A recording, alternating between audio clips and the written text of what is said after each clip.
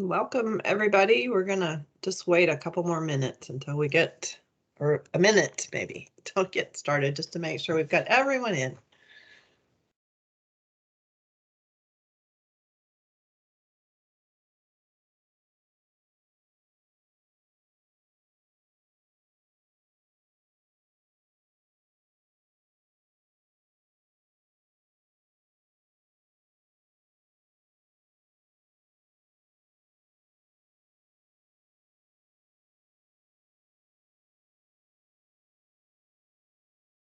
We're getting the big rush coming in, so we're gonna wait just a minute.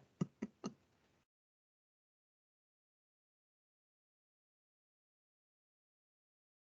it's nice to see new faces again, or familiar faces that I haven't seen in a long time in person. All right. Well, why don't we start getting started with at least some introductions, and then people can catch up as we go. I think many of you know me, Megan Brown. I'm the chief of the State Tribal Local Plans and Grants Division at National Park Service, and we fondly call ourselves Steel Pig, as most of you know. And I am here just to kick things off. This was the brainchild of Corey Kegeris and Marla Cullen, to get my staff straight here. They thought this would be a good idea to get y'all together and hear from some sample, I guess we now call you Paul Bruhn, Revitalization grantees. You've had about 3 name changes through the course of this program. And kind of give everybody just I would call it a safe space to talk about things that have worked for you, have not worked for you. Perhaps y'all have some great insights to share with each other in this kind of unique program that seems a little bit like the CLG program, but then in some ways is not. So when they brought the idea to me, I was like, this sounds great. And it would be lovely to get y'all together. And certainly we don't know everything, so we love it when we can match y'all up and get the sharing going. So I'm gonna turn it over to them, but I did want to also add that Lisa Adkins has joined us as one of our as a part-time experienced worker, and she's going to actually be working on a programmatic agreement for this program. I think she's going to talk to y'all at the very end. So we're excited to have her on board, and we have lots of other Steel Pig staff on here listening in as this program continues to evolve and change. And just to update you quickly, as you probably all know, we don't have a budget yet, and we aren't sure what's going to happen. But even if we don't get a budget and stay on continuing resolution, this program would continue to get funded at least for 1 more year. But we aren't quite sure what's going on. So we'll know more on March 8th, I hope. And with that, I'm going to turn it over to Corey. Thanks, Megan. Excuse me. Good afternoon, everyone. Well, it's afternoon where I am. I know that we've got some folks joining us from the Central and West Coasts. I'm Corey Kegeris. I am one of the new supervisory grant managers in Steel Pig. I started here in the end of October, so I'm just rounding the 4-month mark. But I'd spent the previous 10 years working at the Pennsylvania State Historic Preservation Office, and 3.5 years before that at the Maryland State Historic Preservation Office, working with the CLG program and our a lot of technical assistance to local community partners. So I had run a number of sub-grant programs in both of those positions. So I know that the task that you've taken on as a grantee in this program is unique and has probably some very specific technical assistance needs, some lessons learned. And when I started here as the program lead for Bruhn going forward, I wanted to get a sense of what your experiences have been. So we were sort of 3 years into this program, and this is a program that is unique to in the Park Service portfolio, and realize that maybe we don't have some of the information available for future grantees that might be helpful in um, being successful in these programs. So we thought the best place to start is to ask you all what you think and what your experiences have been. So I'm joined today by Marla Collum, who has served as program lead for the Bruhn program for the last several years, and has likely been your point of contact as you've been working through these grants. And she and I are going to be tag teaming the Bruhn activities going forward for these next couple rounds.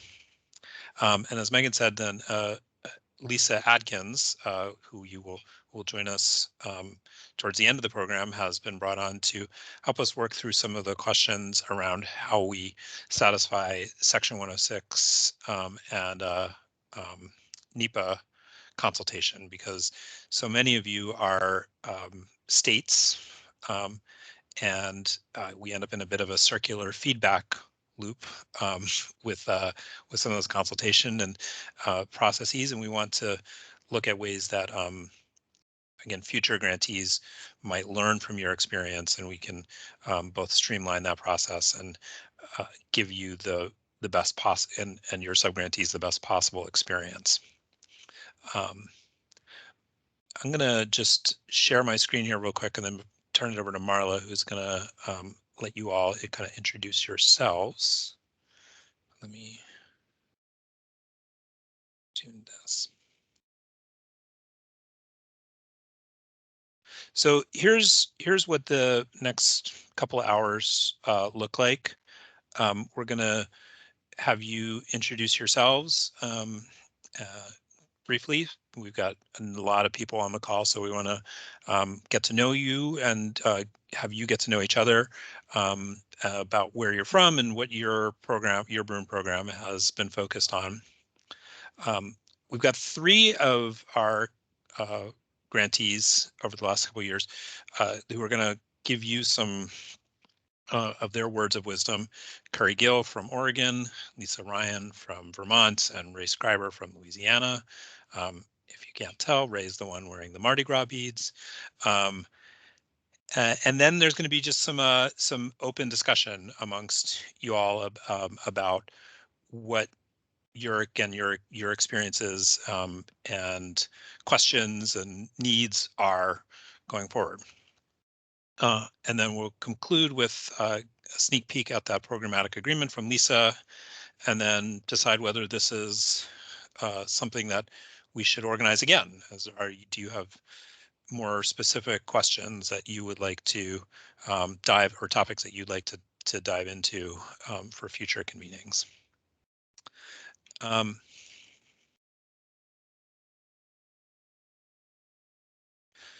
So as I said, we're doing this because this is a unique program. What we hope to learn through this process and hearing from you is, are there specific guidance materials or technical resources that might be useful to you as current grantees or to future grantees in this process?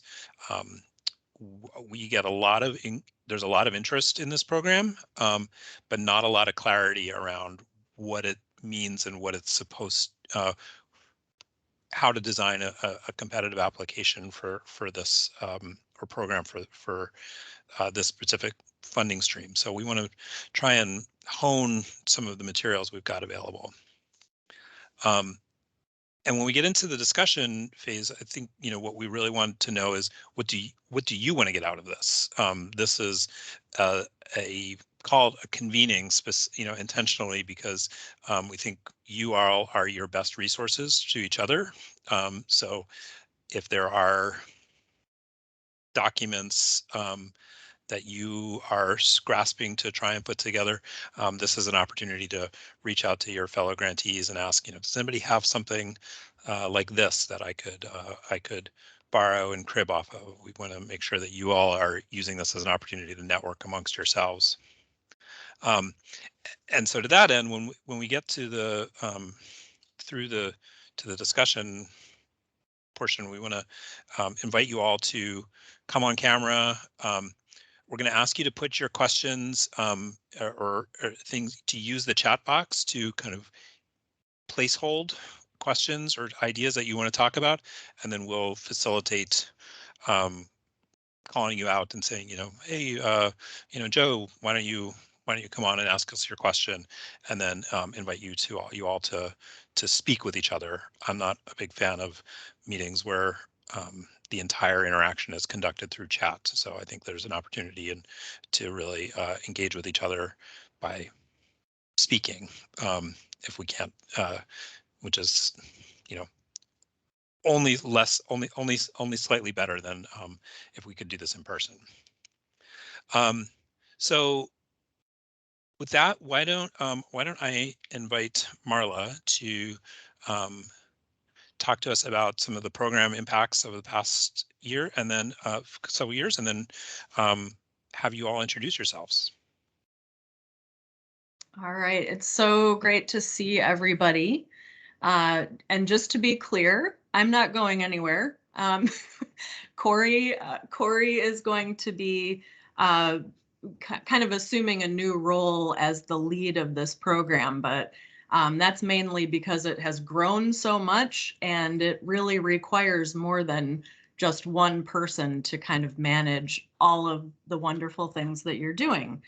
And I also wanted to mention that, I looked at the numbers this morning, and this is clearly our most competitive program. Based on the number of applications that we receive and the number of awards that we can make, we're at about 1 in 5. So about 20% of our applications are awarded funding. So I just wanted to make sure that you're all giving yourselves an opportunity to pat yourself on the back. You're part of this cohort of grantees doing really wonderful things. So I just wanted to make sure that, you do take some time to celebrate your accomplishments, and the fact that, we think you're wonderful, and you can tell us about how wonderful you are in just a minute. But some more statistics about the program and its impacts. So far we have awarded 28 grants in 20 different states. And you're all averaging about 7 to 8 subgrants each. So obviously some are many more, some are less, but that average is about $46,000 per subgrant. So, we're always interested to kind of hear what that kind of sweet spot is. What is the real incentive to get a project off the ground, to really make sure that it happens? So far to date, and this is really just with the first 2 rounds of funding. That third round, you're still in the process of selecting a lot of your projects. So note that about 4.5 million has been subgranted to date, but the real number here that we all love to see is that has leveraged a total investment of over $14 million. So, we all know that preservation's a long game, and so we're very hopeful that this funding has allowed you to really encourage some of those projects to happen that maybe you've been working on for years. I've heard that from a lot of people that, you've always wanted to be able to provide this funding, and now you can. So this is, something that, again, we're just, so impressed by the number of projects and the amount of funding that you are getting out there to property owners and nonprofits and everyone in between. So, of course, one of the primary reasons for doing this today was so that you could all meet each other. You could all hear what you're doing as far as what is the focus of your program, what types of projects are you funding. And we have never really done anything like this before. Many of you have suggested that, so thank you. This was our first time to really facilitate a gathering of everyone. So I'm going to give everybody just a quick opportunity to introduce themselves. We're going to give you a minute, and if after a minute you're still talking, Corey and I are going to start singing. You know, it'll be like the Oscars, you know, where the orchestra starts playing, but it's going to be Corey and I, and trust me, you just don't, you don't want that. So take a minute, and I'm going to go alphabetical order so that I don't forget anybody. And our first state in alphabetical order is Florida. So Bob, can you tell us how to pronounce your community? Yes, the name of the town is Defuniak, Florida. Defuniak,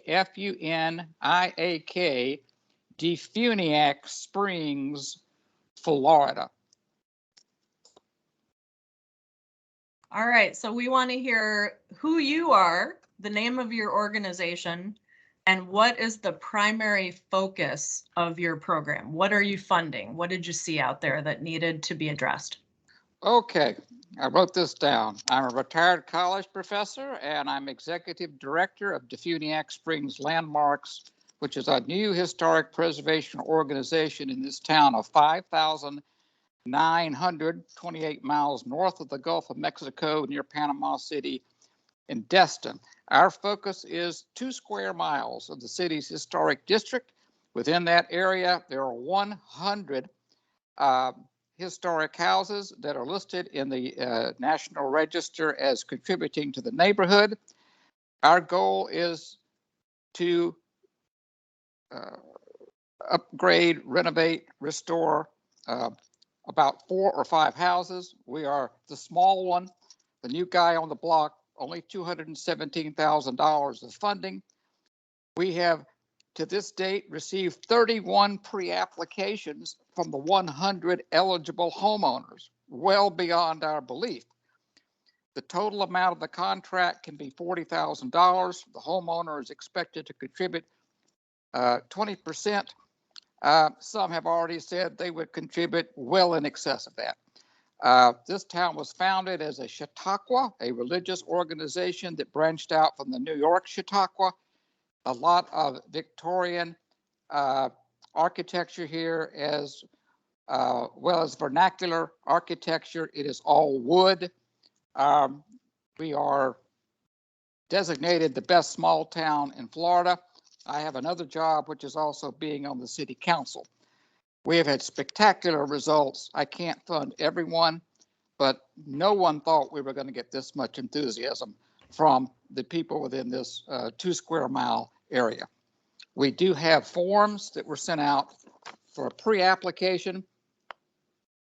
We're culling that list down to 5 now who submit complete contractor applications. I'll be happy to share anything with the organization with other people.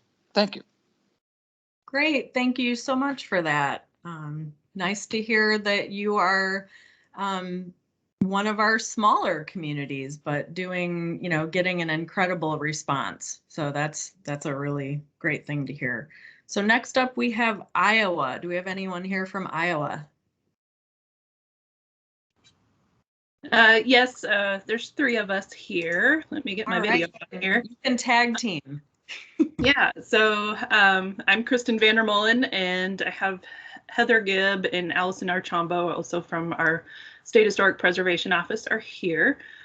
And we did a sub-grant program for rural communities. And then we have 5 sub-grants that we're working on. I think all of them are going kind of through that Section 106 NEPA review process at this point. So we have a county courthouse, we have a mill, 2 depots, and I knew I'd forget one.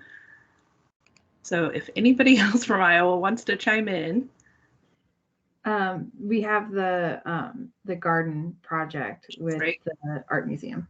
Yes. So those are our 5 sub-grants that we had $600,000 to award.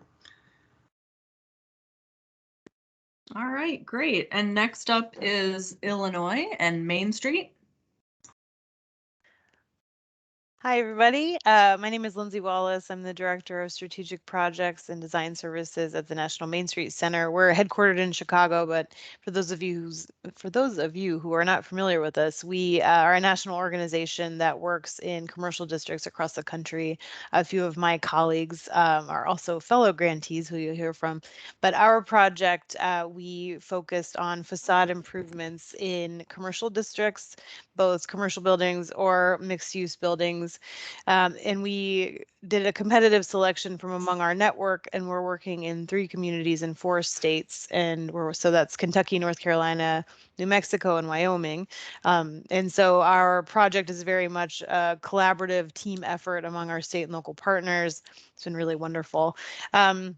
We have been probably kind of a headache grantee in that we did a lot of small grants because we've found that there is a gap a lot of times for building owners in downtowns to get a project over the finish line, right? So by offering grants of up to $25,000, we thought it may lower the barrier to entry for some of these building owners to apply, but then to also be able to get their project over the finish line, have a sort of smaller scale project fund. We did require a 30% match among our grantees, which really wasn't an issue. If any of you are familiar with working on Main Street, you often know that a little bit of money gets leveraged in a really strong way. So yeah, right now we've been steadily awarding. We're still awarding, but it's been a lot of fun. And in terms of impact, I have talked to Marla about this separately, but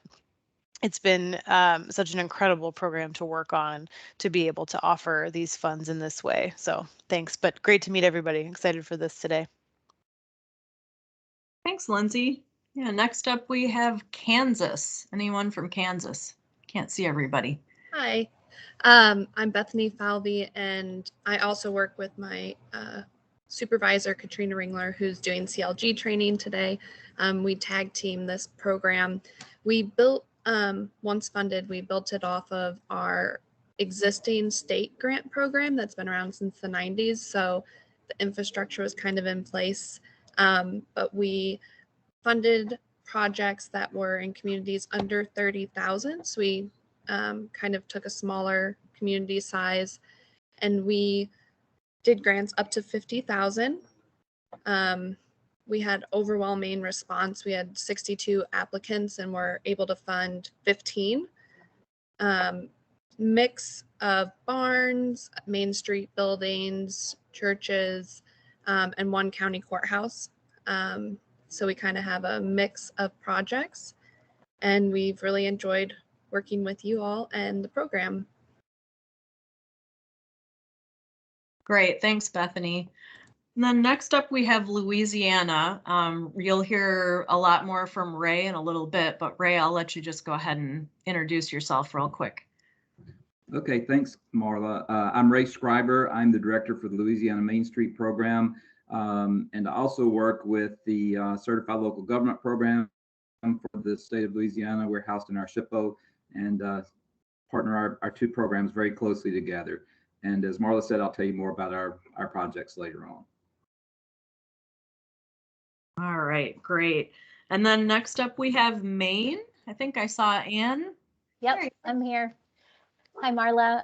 Yes, I'm Ann Ball. I'm from Maine, and I work for Maine Development Foundation, which is a statewide economic development organization that also houses the Maine Downtown Center, which serves as the statewide coordinator for the National Main Street program here in Maine. So we were the lead applicant with our partner, our SHPO, the Maine Historic Preservation Commission.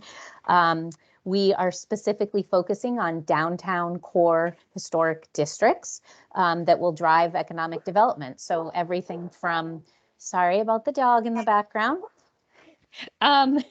everything from historic theaters and libraries to rehabs of commercial buildings for breweries. It's been a fascinating process. We had over $2.2 million requested for what we were able to fill, which was 660,000 in sub-grant programs. The only other thing I'll say is that we are lucky enough to have been awarded a second round of this funding, and our deadline is tomorrow. So we will see what the requests come in for tomorrow. But that's it. Thanks for having me. Great, thanks, Anne. That's really exciting. And let's see, Michigan is next. I think I saw Alan. Is that possible? Hey, Marlo, I'm here. Great. Hey, so I'm Alan Higgins. I'm the CLG coordinator for the Michigan SHPO. So we are just getting our program started. Hopefully, fingers crossed, going to application next month if everything works out okay. For ours, we partnered with our statewide economic development organization, so kind of a reverse of Maine, but we're the lead on this one. And we are focusing specifically on our small communities along the Great Lakes in Michigan. We have a lot of issues, particularly in the Upper Peninsula and kind of the rural thumb area and so on, where there's just not a lot of funding. So we'll be focusing on those communities, and we're specifically narrowing it down to communities that participate in either our CLG program, the Michigan Main Street program, or what our Economic Development Corporation calls their Redevelopment Ready program. So they can hit any one of those three parameters and be eligible for this. And that leaves it open to about 21, 22 communities across the state in our rural lakeshore sector. So we're looking forward to getting started really soon. Great, thanks, Alan. Next up is Jefferson City, Missouri, one of our municipal grantees. Is Rachel here? We got, my name is Rachel Sinzi with the City of Jefferson. And I'm Carly Rinkmeyer. So we've had a couple of situations that occurred. We had a tornado that went through probably within a quarter mile of our downtown commercial center in 2019. We also had a partial building collapse in one of our 200 East High Streets, one of our main corridors. And they shared a common wall with the next door neighbor. So for a minute, we thought we were going to lose both buildings. And so it drove us to question the health of our load-bearing masonry brick buildings in our commercial areas. So we targeted our Missouri State Capitol Historic District and Old Munichburg Historic District. And we hired, using Historic Preservation Fund grants through our state SHPO. We hired an engineer, and they went around and did street level assessments of 100 properties within the historic district. And it was kind of a new idea to us, and we didn't know how to measure that feedback. So the engineers actually assessed them as a red, yellow, or green. Red meaning that they needed immediate attention, and in that case we brought in our building department and code enforcement to go after those structures and help those property owners out. Yellow meaning that there are visible impacts to the structure that needed to be addressed in the near future, and green meant, a healthy, kind of vibrant building. 61% were marked either yellow or red, so we knew that we had to go after some brick and mortar type funding, and that's what led us to the Paul grant, because we wanted to have some sort of incentive to provide to property owners. That way they could build up their buildings. So we are still building out our program right now. But I will say, after the structural assessment became public, scaffolding went up in the city. And then after we found out that we were receiving this grant, it was another round of scaffolding going up in the city. So I feel like even just by having the conversations and having people looking at their brick and looking at their roofs, they're going ahead and starting that initiative. So we're kind of excited to see how this program works. We are very interested to find out that sweet spot, because right now we're looking at how much is enough of a carrot to leverage that type of private investment, and also to share across the board. Because again, we're looking at maybe, originally I think in our application we said 3 to 5 properties to be impacted, but we'd like to see as many as we can, of course, but also doing the best we can with the funding we receive. Thank you. All right, thanks, Rachel. Lots of good points there and good questions that, I'm sure we'll all be able to talk more about. Next up, we have Montana. I think I saw Eric at the very beginning of the call. Hi, everybody. My name is Eric Newcomb. I'm the Historic Architecture Specialist at the Montana SHPO. I do Section 106 architecture-related review and State Antiquities Act review. I also run the Historic Tax Credit Program for the Montana SHPO, and I run this grant program as well. So we're very lucky to receive quite a bit of funding, and we're able to sub-grant for 9 different projects around the state. We've specifically tried to focus on projects and buildings that were outside of what we call the big 7 cities in Montana, which aren't really that big, but are big enough that we wanted to make sure that we focused on rural properties. And we're very lucky to be able to fund a wide variety of different buildings, from museums to hotels, one of the few adobe structures we have here in Montana, and just several others that will have a great community benefit. So thanks for having me here. Shout out to Curry Gill. Hi, Curry. I got to be I started with an internship at the Oregon SHPO, so it's good to see your face. Thanks, everybody. Good to be here. Oh, I did not know that connection. Thanks, Eric. Great. Next up, we have North Carolina, and that's the city of Salisbury. Do we have Hannah here today? I don't recognize the phone number. Anyone else from Salisbury? Okay, all right, we'll move on then to the state of New York, SHPO. Fran, I think I saw you. Hi, everybody. I'm Fran Stern. I'm from the New York State Historic Preservation Office. And the New York SHPO is part of the New York State Office of Parks, Recreation, and Historic Preservation. So we actually have a very large agency that does a whole bunch of different things. But our unit specifically does things like CLG grants. So it's really nice to see other CLG coordinators here. And our current Paul Bruhn program is a partnership with the Landmark Society of Western New York, which is a preservation advocacy organization centered around the Rochester area. And we have chosen to focus on the Genesee Valley region for this, chunk of Paul Bruhn funding that we've been awarded. And the really nice thing is there's been such an extreme demand for subgrants. And we've had one round where we've awarded 6 projects that we're trying to work through and get off the ground. But we're going to have another round in March, so we'll see what happens. But based on the first time, I'm anticipating, a very popular second round again, which is awesome. And it's so nice to be able to have this funding. So we're really, really grateful. All right, thanks, Fran. And then next up is Ohio, which is another partnership. So I see Mary Beth and Frank are both here. So I'll let you introduce yourselves. Okay, I'll go first. I'm Mary Beth Hirsch with the State Preservation Office in Ohio. And as Marla said, we have partnered with Heritage Ohio, our statewide preservation and Main Street organization. As such, we have focused on Main Street organizations around the state to be the eligible applicants for this program. And in the first round, we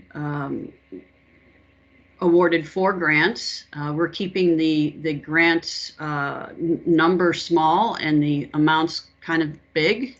Round 1 ranges from $94,000 to $157,000. We are trying to make very high impact grants. That was a choice this time.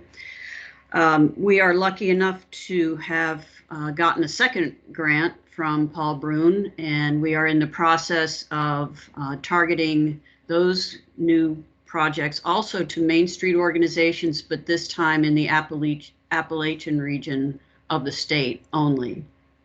We anticipate making up to 10 grants, 2 each in each community.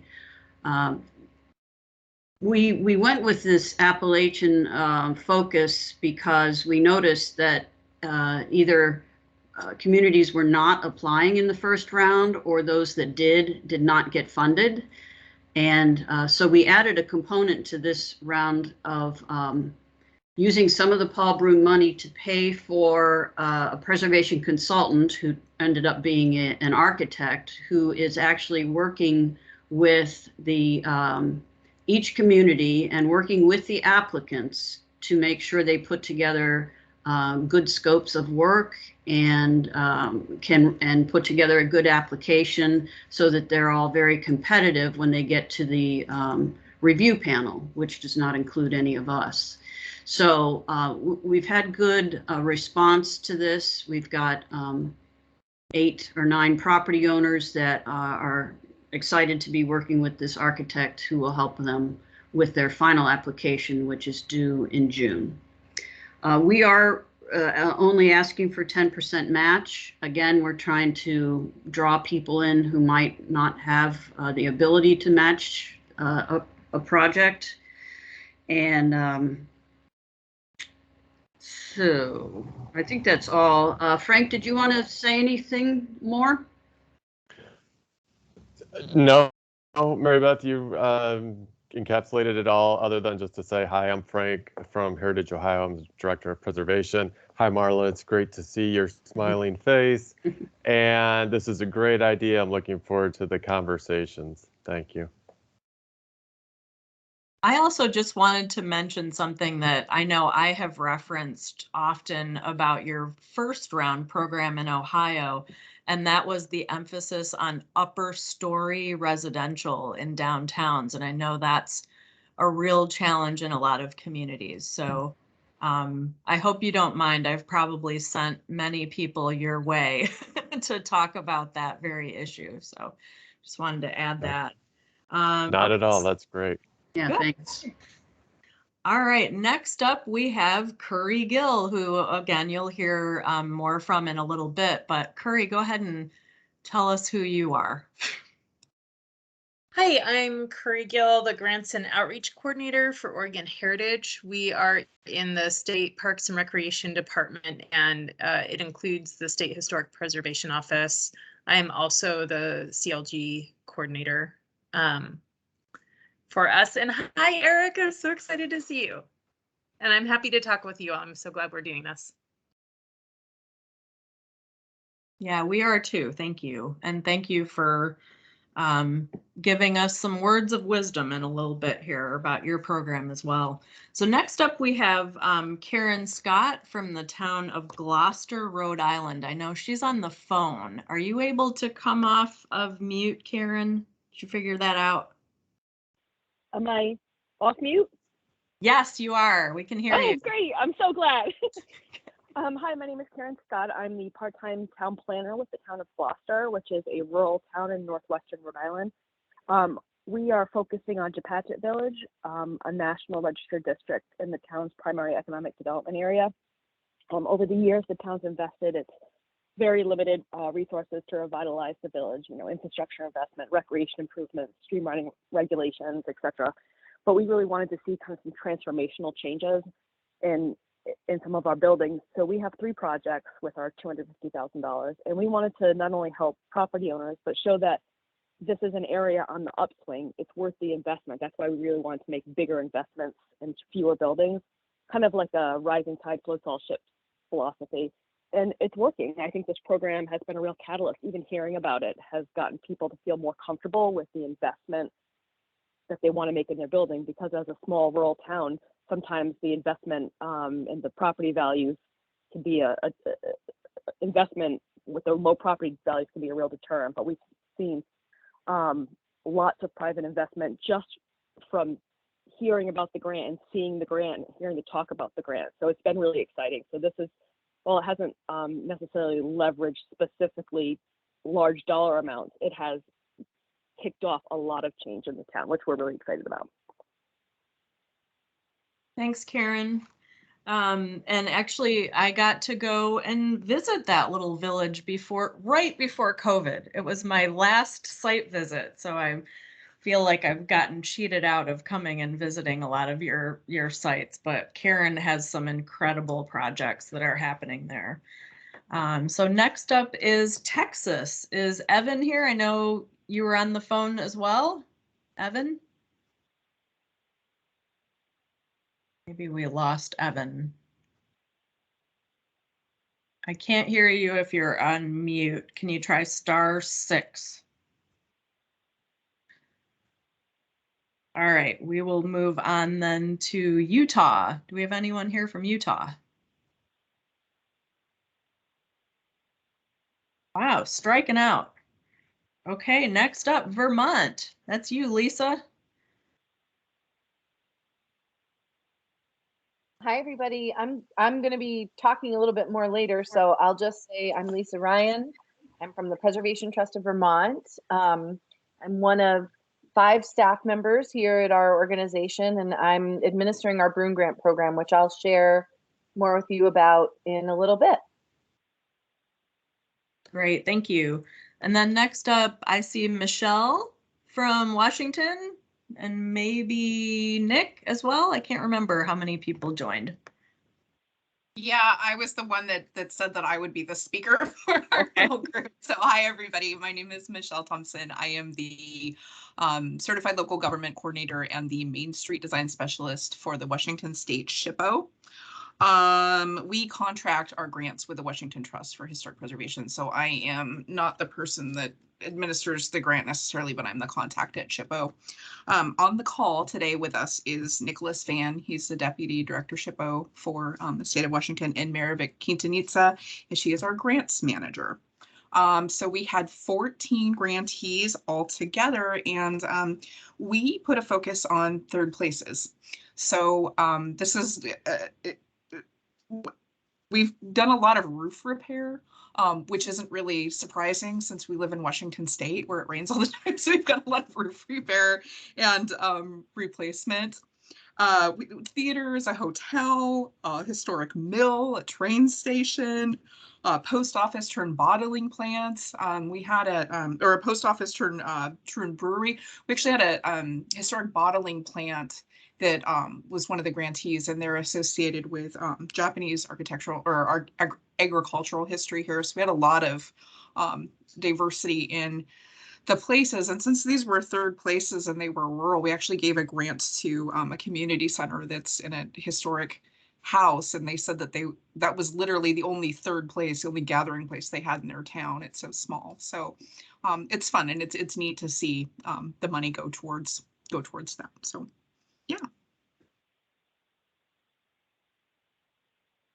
All right, was there anyone else from Washington that wanted to add anything additionally to that? Thanks, Michelle. Hi, everyone. Good to see you. Nicholas Van, Deputy SHPO. Thanks, Michelle. And Roger, I just saw you as well. Do you want to jump back in here and introduce yourself from Utah? Yeah, let me try that again. Are you getting me this time? Yes, we can hear you. Thank you. Okay, great. Yeah, Roger Roper with the Utah SHPO, and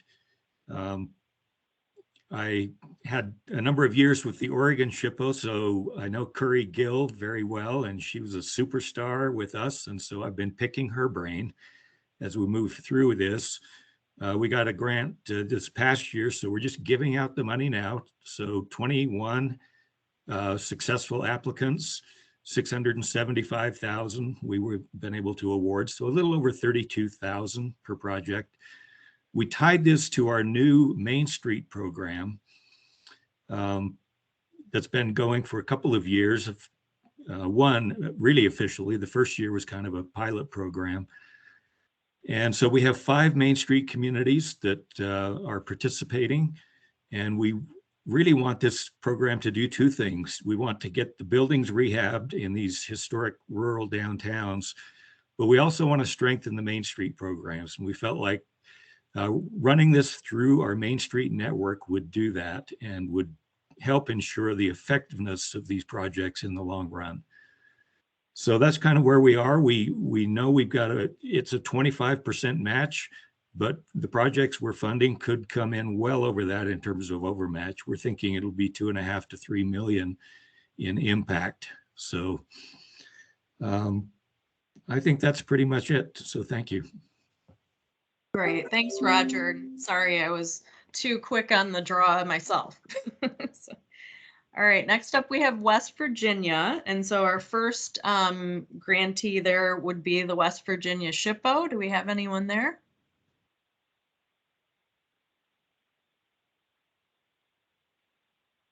All right, we'll move on then to the Preservation Alliance of West Virginia. Hi, Danielle. Hi, everyone. I am Danielle Parker, and I am the Executive Director for the Preservation Alliance of West Virginia. Also on the phone is Sarah Volkman, who is our Preservation Initiatives Manager, and she has been helping with preparing and kind of we're in our first year of having our grant, so we've been getting all the information out there. And our due date for the grant applications are March 18th. So we're excited. We've been fielding a lot of phone calls. And the purpose of our program is it's kind of built off of our West Virginia Endangered Properties program and responding to needs that we've identified all over the state, where basically almost all of the state counts as being rural. So we are trying to respond to needs of some of our most endangered historic places. We're think it'll be mainly like structural to start, as well as some pre-development planning for those sites that need it. And we're just really excited to be a part of the program. So thank you. Thanks, Danielle. And then our third grantee from West Virginia is the Wheeling National Heritage Area Corporation. Hi, Betsy. Hi, I'm Betsy Sweeney. I'm the Director of Heritage Programming at Wheeling Heritage, and Wheeling Heritage is the operating organization for the Wheeling National Heritage Area, as well as our Wheeling, West Virginia Main Street program. And so we are in the same year of funding as Danielle at PAWV. So we just received our award this year, but we're in the process of finalizing our application, and our program is really geared around two categories. We wanted to fund catalytic downtown projects that enhance our commercial and tourism ecosystem. We have a streetscape project happening. We have a lot of infrastructure improvements happening. And so we wanted to prioritize funding those downtown projects that kind of play off of the improvements that are already being made and maybe are just in that financing tough spot where there's a gap. We're finding a lot of projects are really, really close to being able to go forward, but they just have that little gap to fill. So that was the goal. And then in our other category, we wanted to prioritize our downtown and urban residential neighborhoods. So Wheeling has 15 historic districts, but about 6 of those are neighborhoods that directly abut our downtown area. And a lot of those are where we see the most significant disinvestment and basically demolition by neglect happening. And so we wanted to identify areas that are either privately owned residences or smaller neighborhood third places or some other building that could really spur development on the rest of that block. So that's us. Great. Thank you. Good to have you. And then last but not least is Wyoming. Do we have anybody here from Wyoming? Can't remember. Yeah. Yes. Hi. Great. This is Renee Beauvais. I'm with the Wyoming State Historic Preservation Office. The Wyoming Paul Bruhn, it was awarded in 2020. Essentially, 2021 got lost between COVID and weather. We set up our program to work with Wyoming Main Street as well. We were trying to find a few key projects that would be able to showcase what preservation work can be, essentially in the commercial districts of Wyoming.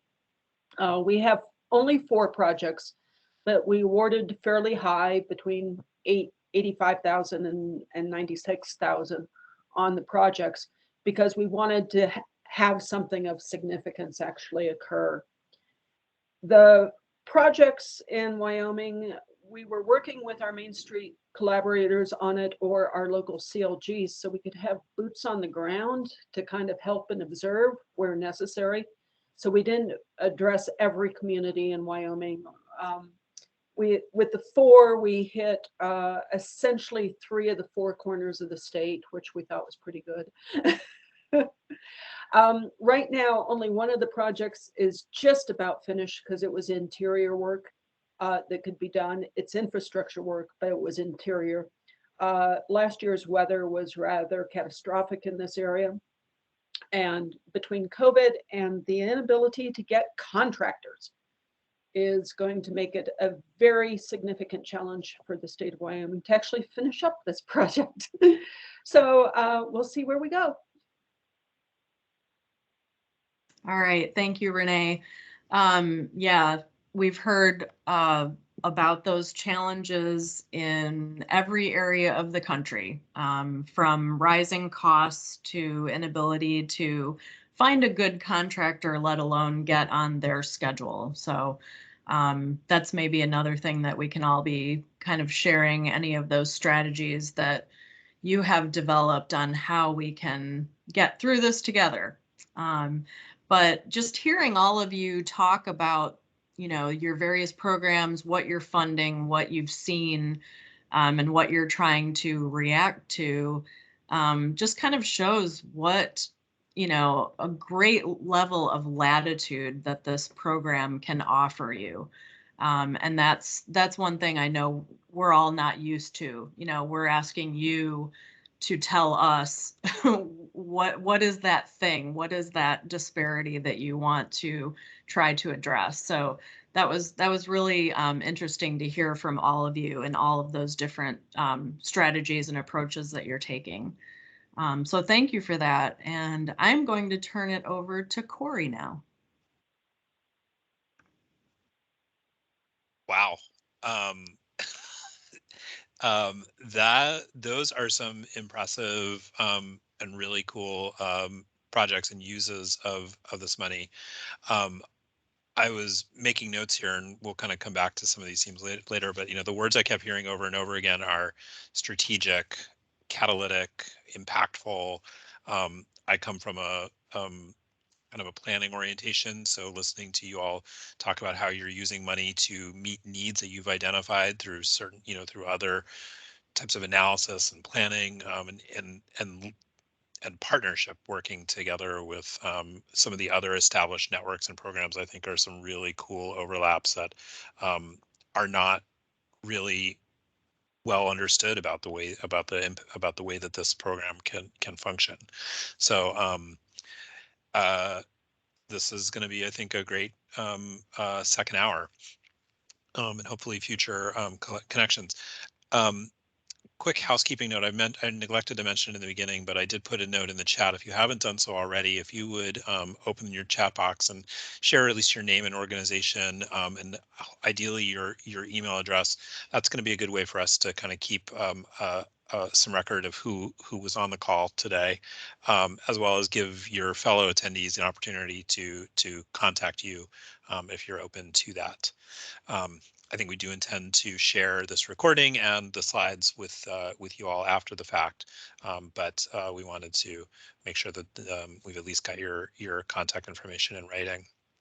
The other thing that I think is really important to point out here is that the diversity of you as grantees. So you all, you know, we have a number of SHPOs, we have a number of other state agencies, municipalities, nonprofits, some statewide, some regional.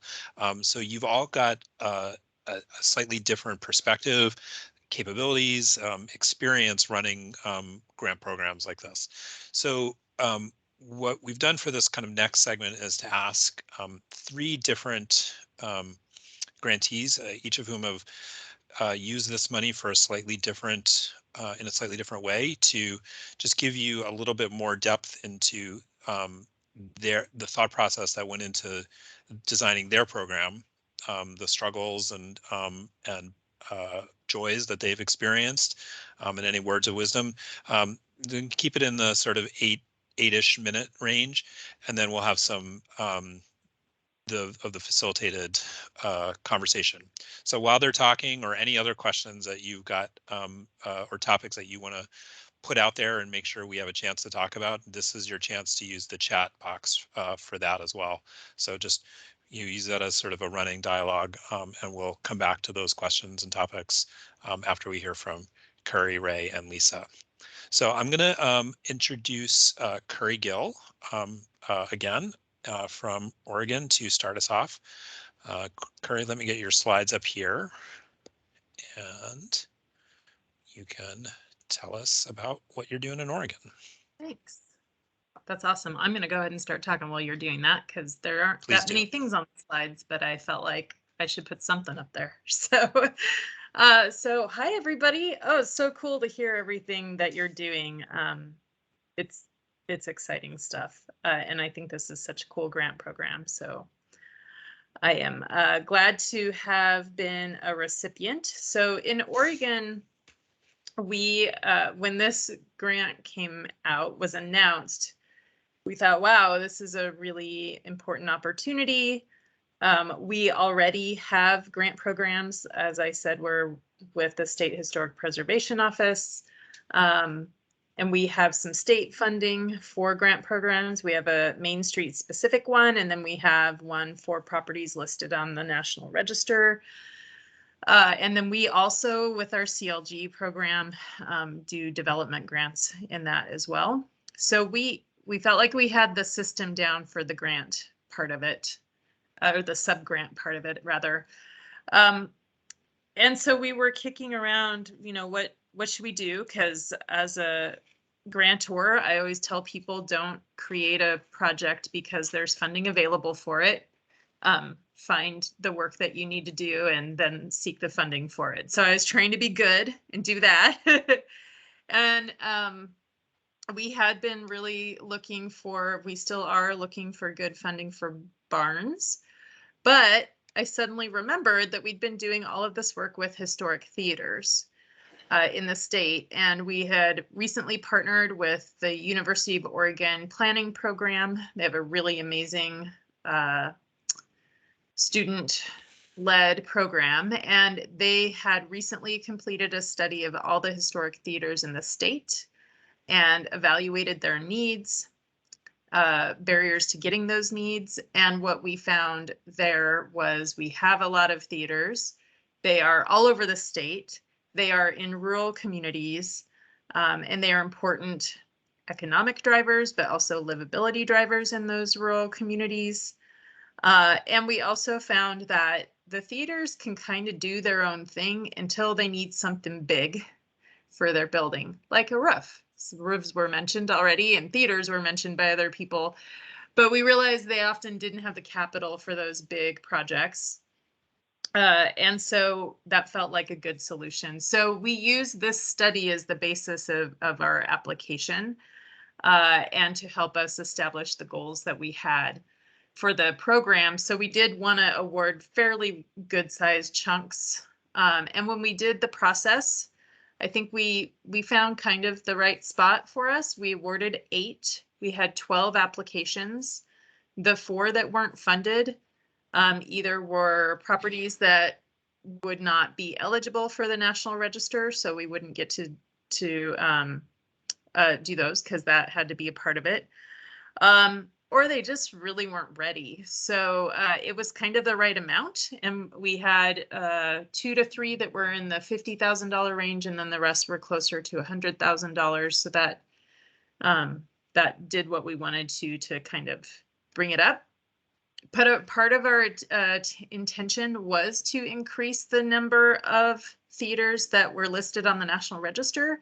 So of the applicants that were awarded, 4 were already listed and 4 were not. So we are using part of the funds for those nominations. We also partnered with our statewide nonprofit, preservation nonprofit, to do the outreach with those theaters because they had already been working with them. They have an e-list situation with those theaters. And they also went out and helped them develop their project planning. And now that we are having similar issues with the contractors and materials, for sure, they are helping try to deal with those solutions. So that's really useful. Could you go to the next slide, please? So the next One of the cool things we're doing is putting these awesome copper turrets back on one of the theaters. It's going to be so cool. So a couple of tricky things that came up for us. One is the project review. So we tried to create a cover sheet that has a checklist so that every project has kind of the same information, and we know what we're looking for based on the type of project we're doing. And we tried to make those all the same for submission to National Park Service. So so that it made their lives easier, so that maybe it would expedite things. I will say that that project review part takes a long time. So just plan for that. It took longer than we had planned for, but it worked out and it's all okay, but it does take time. And then the easement process. So we thought it would be easy. We have a program in the state that does require an easement, but it's a little bit different kind of one. We did not realize. And we also did not realize that every county wanted the document to look different. So we thought we could do one thing for all of them. And while it's only 8 grants, it seems like not a big deal. It was a pretty big learning curve for us. So planning for that easement attachment to the deed situation, because normally with our federal funds, we're under the requirement amount that requires that. So that's something to prep for in advance, because that took a while. And some counties were not super responsive, and also COVID was all happening at the same time. So if we had to do, all the conversation, like stuff had to be mailed, it had to actually be signed, not e-signed. So then people had to be in the office to get the document, then to take it to sign. So there were a lot of issues around that. And then the other thing that was scary, still a little scary, is the ones that were not already listed on the National Register. We, with the help of Marla and Paul, really worked out, I think, what was a successful process, which was we completed a pretty strong initial document on that property and submitted it with our National Register coordinator, kind of their opinion on what would need to happen for that to have a successful nomination, and got the nod of approval that, yeah, this could happen with these things in place. And that was really helpful, because then, we knew we could award it and move forward. So I feel like we developed a pretty good process with that. My other big notes are Marla has been awesome and super communicative. So talking with her early in advance or when there are issues, and her advocacy with the rest of the team at the National Park Service in all the areas we're having to deal with in this has been really awesome. So don't be afraid to talk to her. Don't be afraid to reach out early if there's anything that feels weird and you just want to talk through it. Like, she'll do that too. And I think it's been best, because I think we've actually, knock on whatever kind of wood is around, it's gone pretty smoothly, but I think it's because we've asked all the questions. And then the last thing I will add is that this grant program has really opened a lot of doors. It has built an ongoing relationship with the other theater organizations in the state. They are now applying for other of our grant programs, which is really cool. So we couldn't fund everybody with this. And we are also working now on our next study for our next theme. So I'm hoping to maybe get selected again, be one of those like you all that get more than one.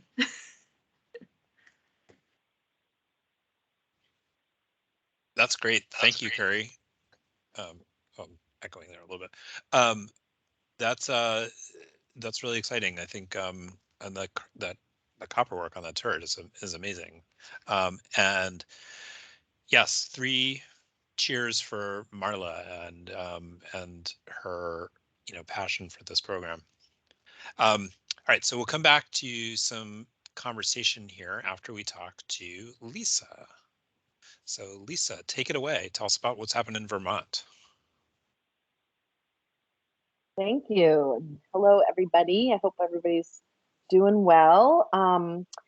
So yeah, the history of this program with us kind of predates actually this grant. Paul Bruhn was our director for nearly 40 years, and Paul, before he became the director of Preservation Trust, Paul was Senator Leahy's campaign manager. And I don't know if any of you knew that, but back in the day, I think Paul was in his late 20s and Patrick was in his 30s. And Paul helped to get Patrick elected to his very first term in office. And they had a really amazing friendship and long partnership after that. And back in the late 90s, early 2000s, there was a program called the Village Revitalization Program. And so when the Paul Bruhn grants, this new program came to be, Paul really worked with Senator Leahy very closely to try to figure out how to do something for rural states. And in our state, we actually chose, when we applied for the grant, to really focus on some of our smaller communities. So if you want to go to the first slide, I can kind of highlight that. We really chose to focus on, oh, the slide disappeared. Maybe I just need to click on it. We decided to focus on communities with populations of 7,500 or less. And we did that because we were finding that these communities oftentimes lacked the capacity to manage and apply for larger grants. Some of our bigger communities, Vermont is a small town. I like to say the whole state's a small town. It's, about 595,000 people in the whole state. But places like Burlington or Colchester or Shelburne, these are some of our bigger cities. They have staff, they have community development directors, they have, municipal staff, and they oftentimes have nonprofit organizations that are staffed. But in our communities with populations of less than 7,500, one of the big issues is capacity. So we felt that if we could develop a sub-grant program that really served those communities, we could kind of help fill that capacity gap for them. And we could build into the grant some of the pieces that that would have been really challenging for them to have to try to navigate on their own. So that was a big reason why we chose to go with a smaller population limit here. We really also had noticed in our work that some of the projects that were the most challenging were some of our kind of private public partnership projects. So we in Vermont have a model called the Community Supported Enterprise Model, and that was developed probably about 17 years ago. And it started with an affordable housing project in Hardwick, Vermont, where there was commercial space on the lower level. And Hardwick really struggled to maintain a restaurant in the small town. And so Paul and a few people who were working to try and start that restaurant decided to create this model where a nonprofit would own the real estate and would own all of the equipment and the tables and the plates and the spoons and the forks. And they would put out an RFP to have a private operator. And therefore, that nonprofit owner of the physical space could potentially apply for grants and could raise money and could find people who were willing to donate as angel investors to the project. And then the business owner could just focus on the business. So when we applied for this Bruhn grant fund, we decided to really focus on projects that had a strong economic impact. A lot of these nonprofit owned businesses that then go out and seek an operator have a challenging time with conventional lenders. The operators sometimes have a hard time with conventional lenders. Operators are not necessarily familiar with the nonprofit grant funding world. So by having this sort of hybrid model, the nonprofit could kind of raise money, private funding, apply for grants and foundations. And so a lot of our grant funding goes towards projects that sort of speak to that model. We really also wanted to focus on projects that restored underutilized buildings. So buildings that had either been vacant or had vacant upper stories. In the photograph that you're looking at here, in the upper corner, you'll see this sort of mid-century modern Catholic church. This was a building that's been vacant for 15 years. And a group called the Arlington Community Commons has decided to take on that project, and it's going to become a performance center. The building in the lower right-hand side of your screen, the brick meeting house, that again is another building that has been vacant for over 25 years. And there's a community group that is working to bring that building back online as a community center, a multi-use space, municipal with some municipal function. You know, we really tried to look at how to sort of bring new activity to these spaces. And we also really had a goal of enriching the lives of community members and increasing civic vitality. So in that, funding projects that were municipally owned buildings. So if you want to go to the next slide. So this is one of our projects. It's called the Elmore Store. This is a general store that's located right on Lake Elmore. You can kind of see a little stretch of the lake behind it. This was a property that was owned by the same folks for about 40 years. And one of the owners became terminally ill, and they were looking to try to figure out how to sell this property and also retain this really important community gathering place, as well as shop. It's the only store in this little village. And a community group stepped forward, and this is a community group that's actually made up of tenants in this building. So this building has apartments upstairs, it has a post office, it has a pizza kitchen, it has a general store, and the pizza kitchen also works with a group called Elmore Bread Company, who started to work with local farmers to mill their own grain to make bread and pizza. And so this whole consortium of folks who have been kind of, this has been their home base and their jumping off points for their businesses, decided to step in and form what's called a community trust. So they now have the Elmore Community Trust, and they applied to us on behalf of the Elmore Community Trust to help support upgrading their septic system, because that's a big issue here, is that they didn't have septic capacity. But this is like an example of one of these great projects that's been in private ownership for many, many years. And it's really hard to operate a general store, and it's really hard for owners, especially that are in distress, to kind of go through that process of finding the right person. But the community came together around this because it's such an important gathering place. In the summer, it's used by a lot of visitors, but in the winter, it's really like the primary place where people who live in this village see one another.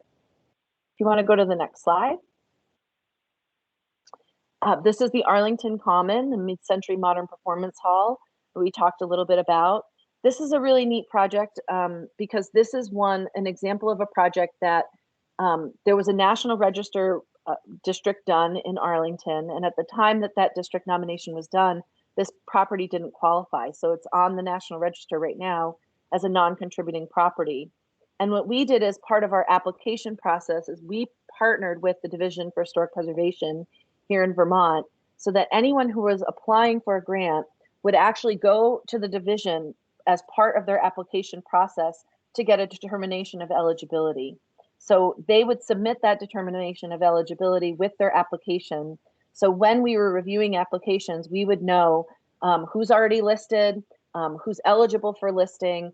And that way, when we decided what we were going to do for grant making, you know, again, I mentioned we're a very small staff. I actually work part-time. We have another part-time staff member, a few full-time staff members, but our goal was to really add some properties to the National Register, but knowing that we didn't want to have every single one of our grantees needing to have a National Register nomination. So this was one that we found really exciting because it's an opportunity to update a district, as well as to bring what was formerly a non-contributing mid-century modern building into the district as a contributing building. So that one's pretty exciting for us.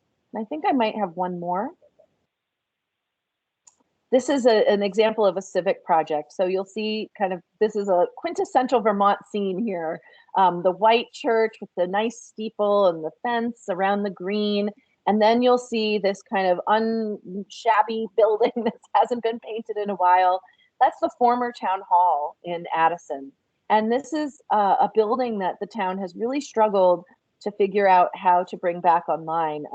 The town offices had moved. The interior of this building was really needing a lot of work. The foundation is in trouble.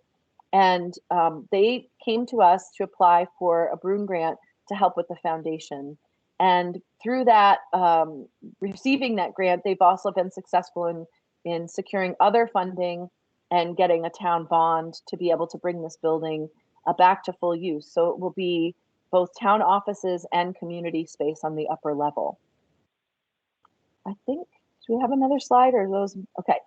So I guess what I would say about our program and what I would encourage folks to think about is that we really tried to identify when we applied for this grant, what are the gaps that we're facing? Like, we know we have a very strong grant program through the Vermont Division for Historic Preservation, our state funders.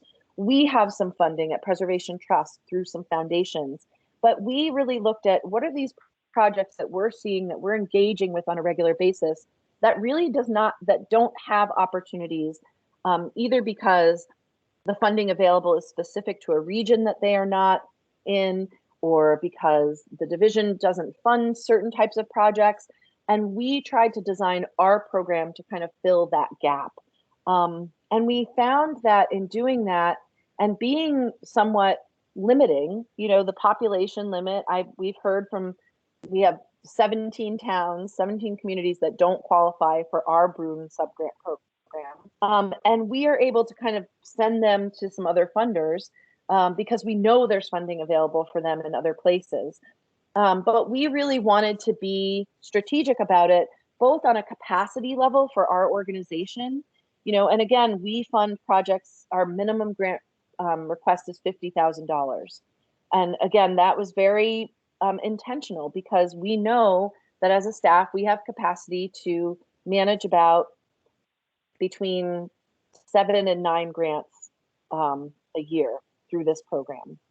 And when I've talked to people, I've kind of talked with some other communities who are thinking about applying, and I've really tried to encourage them to think about what your need is and then what the capacity is. I mean, this program doesn't have to be everything to everyone in your state or in your community. You can really design it so that it's filling that gap that you have identified and you need, and that you can work with your partner organizations and agencies and other funders to say, hey, we're really trying to bring this funding program online. We want to complement your funding program, and we want to know where your gaps are as well.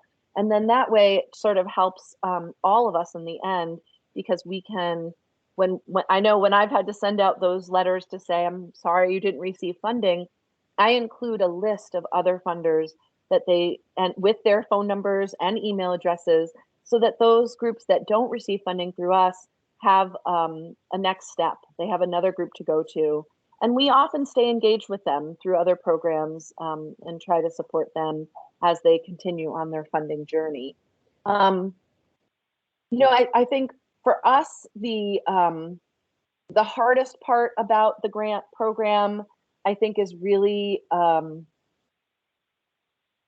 it's being the translator, I guess, between the federal language and the regulations and the rules, and then to the smaller communities that oftentimes really struggle with that process. And a lot of times the smaller communities, it's very hard for them, having this be somewhat of a reimbursement program and having to go through the NEPA process and the Section 106 process.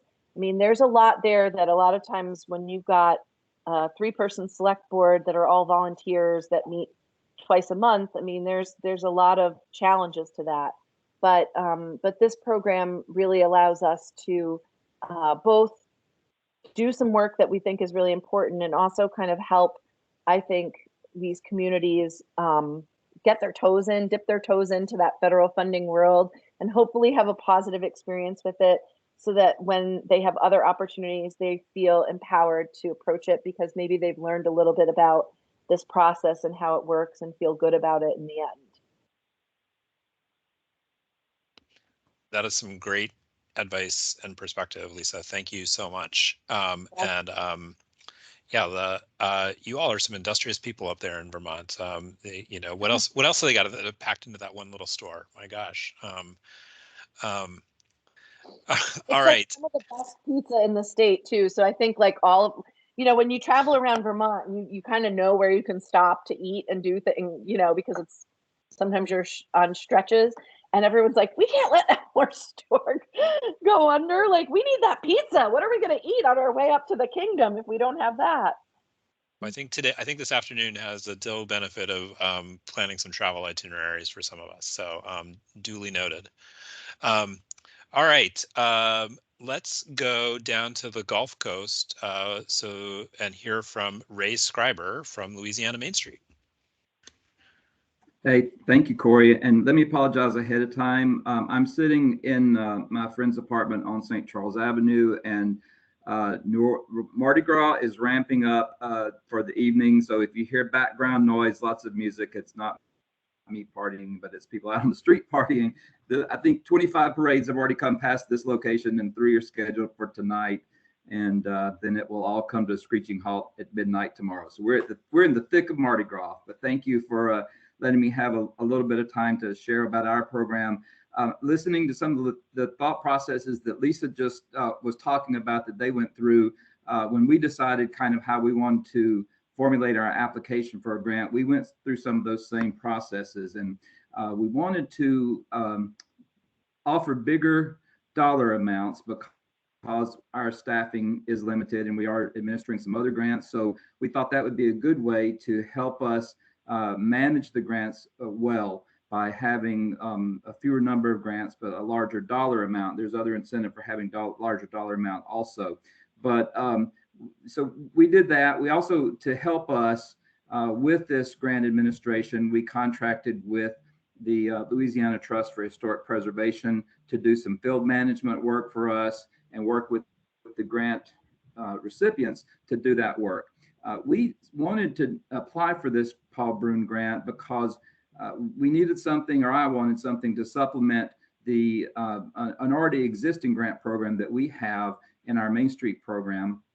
We have a $10,000 facade grant program that we've had in Main Street for about 30 years now. And so $10,000 is a good amount. We require $10,000 match from the property recipient for that grant dollar.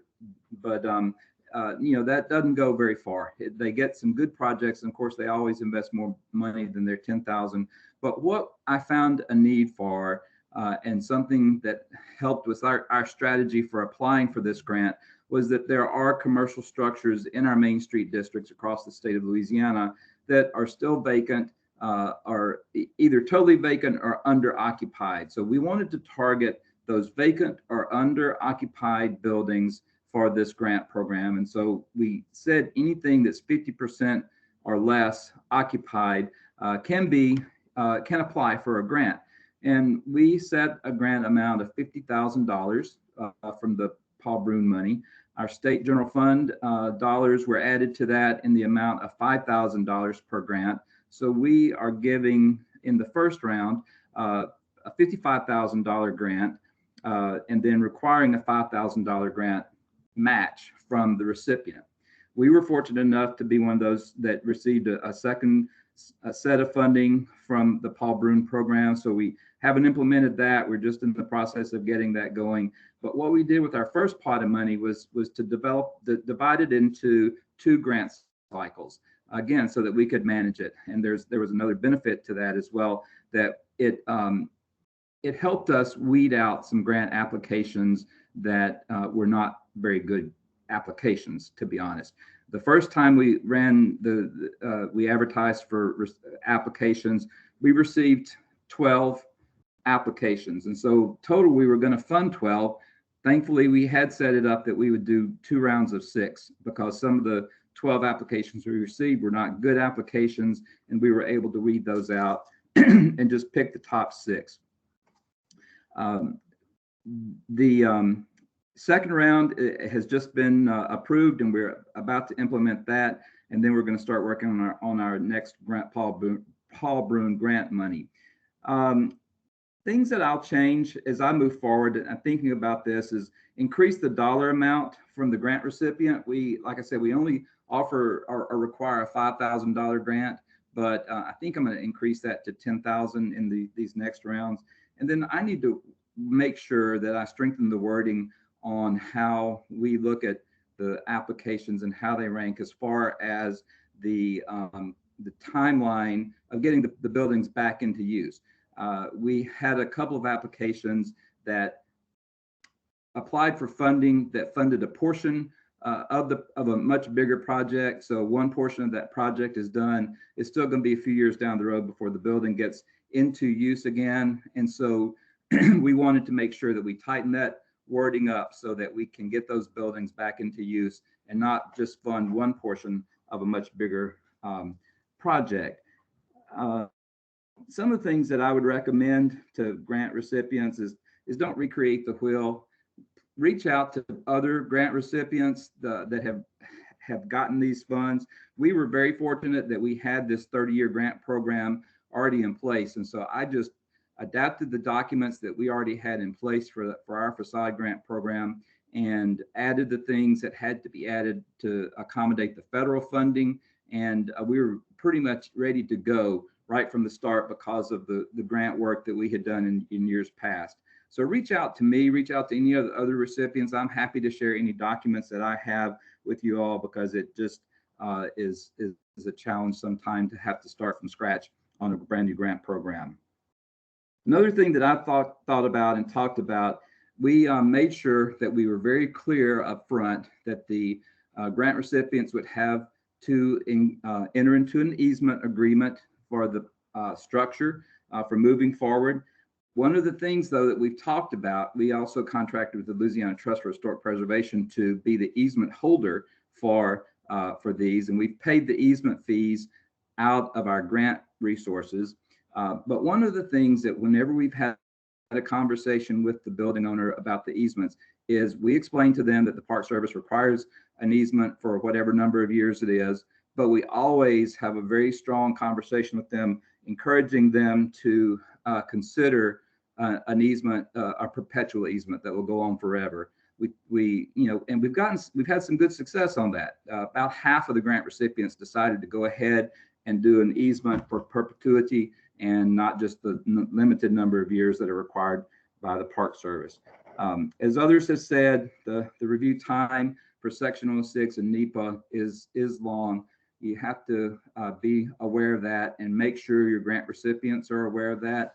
I've been a little bit hesitant to move forward with some of the grant and let them start working on their projects until we get that approval back from the Park Service, but they don't understand why it takes so long, especially when we have taken long as part of state government and all of our processes take a while as well. So moving that on top of the Section 106 review can be a little bit frustrating for the grant recipient that doesn't really understand that. So of our project and how we have implemented doing this, I just wanted to show you some pictures of the projects that we funded in our first round of our first grant. So Corey, yeah, there you go. This is a house, a structure in Plaquemine. Obviously it was a house. It is a commercial structure now, and for years it sat with vines growing over it. The vines almost, the weight of the vines themselves almost pulled this house down, but a nice couple bought the house. They have done some beautiful restoration work, and now it's a commercial structure, commercially zoned. The third floor is a ballroom. They'll still have it as a meeting facility. The first floor will be offices and community, open for community service groups to use for office space. The second floor will be a bed and breakfast. And so it's a great result from a building that sits on a major highway in Plaquemine that sat there for years and years with vines all over it, and has a great impression now for property in downtown Plaquemine. Corey, if you'll move on. This project, this was our problem child. There's always a problem child, it seems like, but this project is the Donaldsonville General Store and Museum in Donaldsonville. They, when they got into the work that they were going to do, they found a lot more rotten wood, a lot more termite damage than they anticipated, and the cost of their materials increased dramatically due to COVID, of course, and then also due to Hurricane Ida that hit our state last fall. So there's lots of challenges in getting this structure back into use. It will get there. It's owned by a foundation and they will fund it, but you see some of the stairs were replaced. Corey, if you'll hit one more click on this. And this is the main work that's been done to really put the floor structure in for the second floor and make it to a point that it can be stable, and then actually put the floor on and get that into use as a museum. Upstairs, they're not really sure what they're going to do with it, but again, street in Donaldsonville, so it will be a nice improvement to that building. Okay, Corey.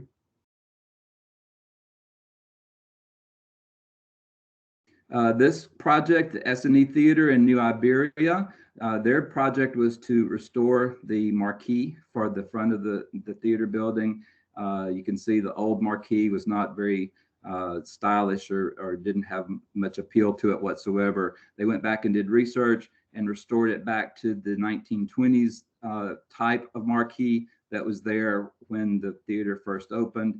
And it really adds bright light and great color to this street at night. It's a side street in downtown, so it didn't have a lot going on, but this really livened up that street in downtown New Iberia. This is the project that I was talking about that is a multi-phase project. This is the Egan Hotel in Crowley, Louisiana. The grant funds were used to replace or restore all the windows in the upper floors of this building. Many of the windows were able to be restored. The owner of this building that's doing the restoration work is we know him well. We know he'll do great work, and of course his focus was restoring the windows where it was appropriate, but then replacing them when they were not repairable. And he has gone to great lengths to make sure that the new windows match the old ones, and they're made out of wood, done all the things right to make this work. But again, this is a multi-million-dollar project. The hotel isn't going to become a hotel again until I don't know how many years down the road. So we need to structure our documents to make sure that we have a more immediate result from getting the building back into use. The ground floor is used, but not the upper floors. This is one of my favorite projects. This is owned by the Main Street Group in Homer, Louisiana. They were actually able to restore the little building there. They applied for a grant for 3 buildings. The work had to be limited to 1 because of the scope of work, but they restored this, and now the 419 West Main is their Main Street office. You see an empty lot to the right there. To the left. Yeah, it shows that they, at the same time, restored this empty lot and made it into a community gathering spot where they can have festivals and concerts. The Main Street office can serve refreshments out the window. It's really a great use of this space, not only the building space, but the adjacent lot that was there. The grant funds weren't used for the property to the left. They were just used for the building to restore the building. This is some interior shots from before. They went to great lengths to restore that skylight and keep it. And it's really, that's the original skylight that is there, and obviously lets light into the building. This is the old post office in Franklin, Louisiana. Another big important project for this town. The post office had abandoned this building, such a beautiful building. Now it's going to be the visitor center for not only the town, but the parish, the entire parish visitor center.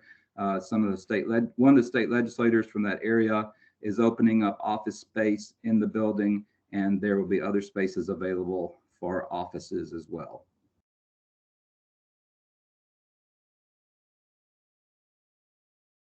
That's the end of mine. Okay. Yep, that was it. Thank you, Ray.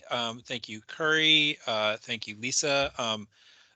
Wow. I mean, what kind of incredible work that you've been able to do with this money.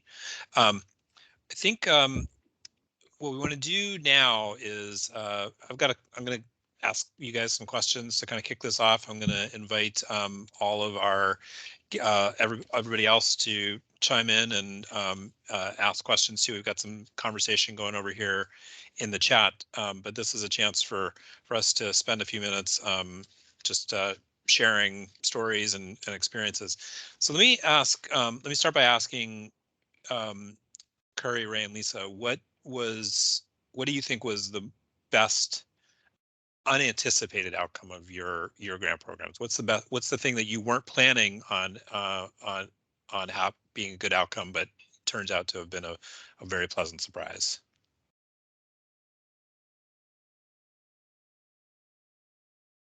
I think one of the things that I found was that maybe because the scope of work was a bigger scope than we normally have from our grants, the quality of work has been a lot better than I thought it would be. And as far as the knowledge of the people that were doing the work, the contractors and the building owners, they've really made an effort. And maybe part of that is because I emphasized to them that this is Park Service money also that we have to do really well with. And I've been really surprised by the good outcome and the quality of work that was done on these projects. Great.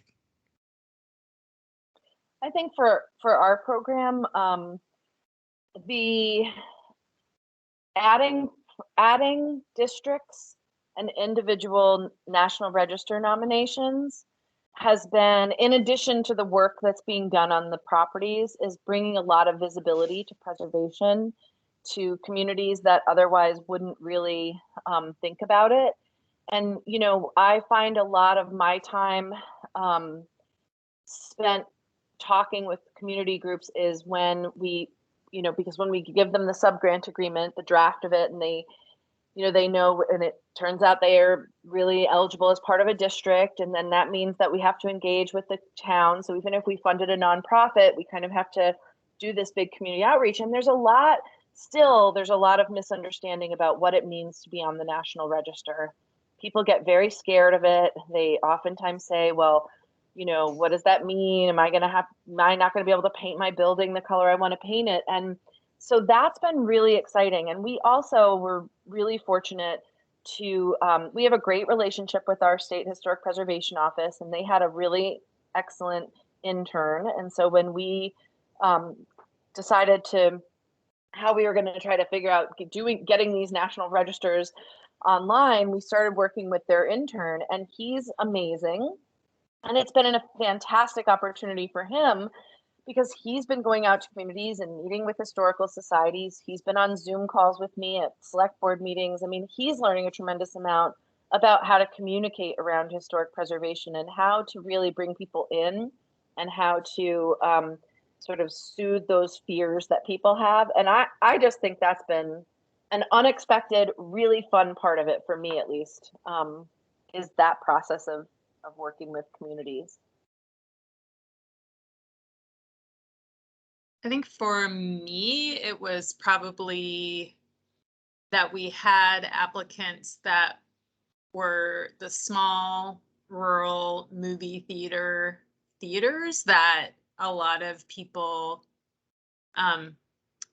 they didn't even consider themselves historic, and so we could really highlight to them the significance of a theater in a town like that, and that they are historic, and that those mid-century ones are significant for their communities. So that was really cool, and we had a few of those. I sort of expected to be the, you know, the high architecture, bigger, fancier performance-based theaters, and we had some of those as well, but it was really great to get those smaller movie theaters in there, and they're getting also listed because of it, so that's super cool.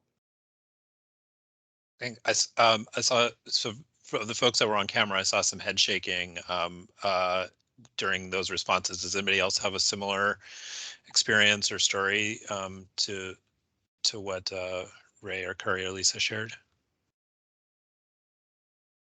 I would just say that in Maine, the fact that I'm housed in an economic development organization and I work with our SHPO's office, but now we have this just awesome exchange of information constantly about everything else.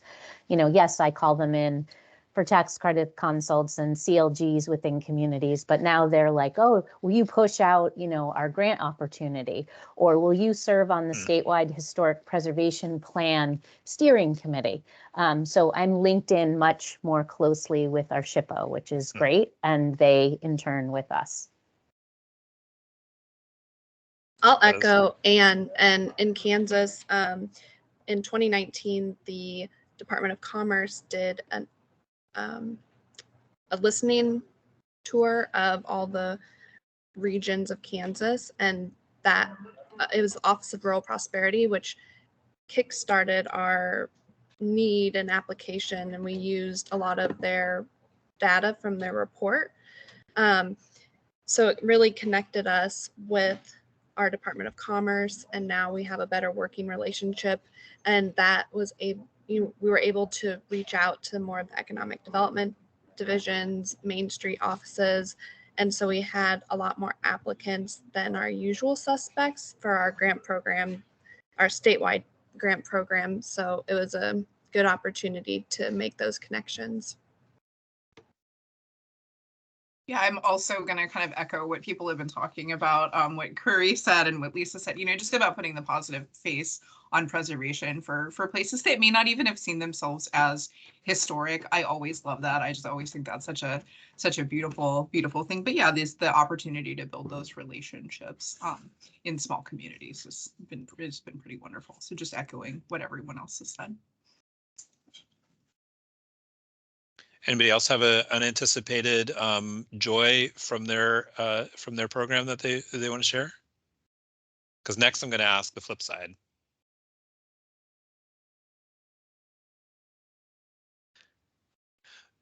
So okay, so the flip side to that question then is, and I'll start off kind of light on this one. If hindsight is 20/20, and you were going back to do your first application or to start your program for the first time, knowing having had the experience that you've just been through, is there something that is there something you would have done differently? And this is sort of an open floor question. Anybody's welcome to chime in, but is there something that you learned in doing this process that you would have done differently or tried to avoid in if you were starting over?